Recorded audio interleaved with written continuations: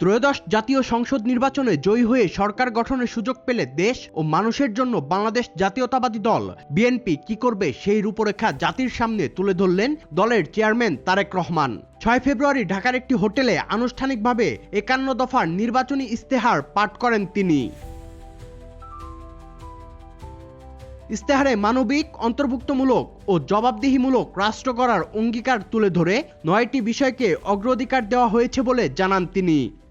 BNP কতগুলো সুনির্দিষ্ট পরিকল্পনা গ্রহণ করেছে। দেশ এবং জনগণের সুনির্দিষ্ট পরিকল্পনাকেই আমি বলেছিলাম আই হ্যাভ এ প্ল্যান।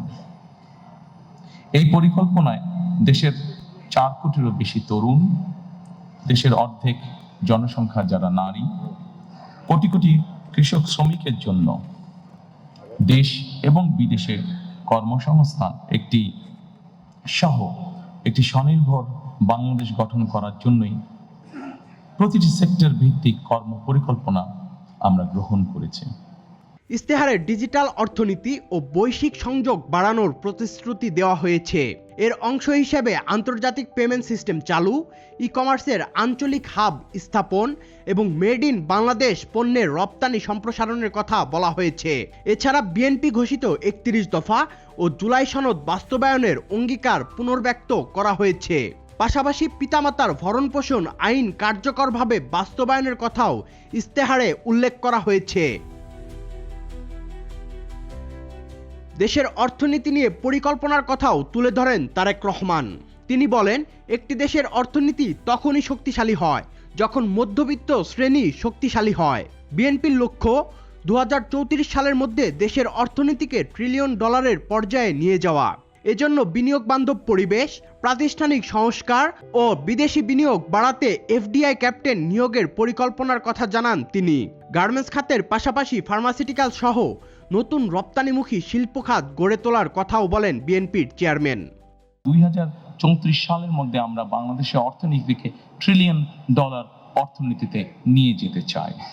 বিনিয়োগ বা অর্থনীতি এমন একটি বিষয়, আমরা যদি এটি ব্যাপারে যে কোনো পলিসি নেই এবং হুট করে যদি 7 দিন পর পলিসি চেঞ্জ করতে চাই, তাহলে অর্থনীতি কোনোভাবেই শুভ ফল দেখতে পাবে না। এবং সেই জন্যই আমরা সিদ্ধান্ত গ্রহণ করেছি যে অর্থনীতির ক্ষেত্রে আমরা কোনো আকস্মিক কোনো পলিসি পরিবর্তন করতে চাই না। বিনিয়োগ এবং প্রাতিষ্ঠানিক সংস্কারে এফডিআই ক্যাপ্টেন আমরা নিয়োগ করতে চাই, অর্থাৎ ফরেন ইনভেস্টমেন্ট যারা আসবে, এই ফরেন ইনভেস্টমেন্ট যারা আসবে তাদেরকে বিভিন্ন সময় বিভিন্ন বিড়ম্বনা ভোগ করতে হয়। আমরা যেটা করতে চাই সেটা হচ্ছে আমরা একজন ক্যাপ্টেনকে নিয়োগ করতে চাই, যার দায়িত্ব হবে যে বিদেশি বিনিয়োগটা আসবে তার যাবতীয় যত কাগজপত্র, যত কিছু ফর্মালিটিস আছে, সেই ক্যাপ্টেন তার হয়ে সকল কাজগুলো সম্পন্ন করবে। তারা সেই বিদেশি বিনিয়োগকারী হতাশায় ফিরে যেতে না হয় তাদেরকে। দলের মহাসচিব মির্জা ফখরুল ইসলাম আলমগীরের সভাপতিত্বে অনুষ্ঠান পরিচালনা করেন দলের সিনিয়র যুগ্ম মহাসচিব রুহুল কবির রিজভী। বিএনপি বলছে, এই ইস্তেহার কেবল নির্বাচনী প্রতিশ্রুতি নয়, বরং একটি নতুন সামাজিক ও রাষ্ট্রীয় চুক্তির ঘোষণা। Sadman Shaon, the financial express.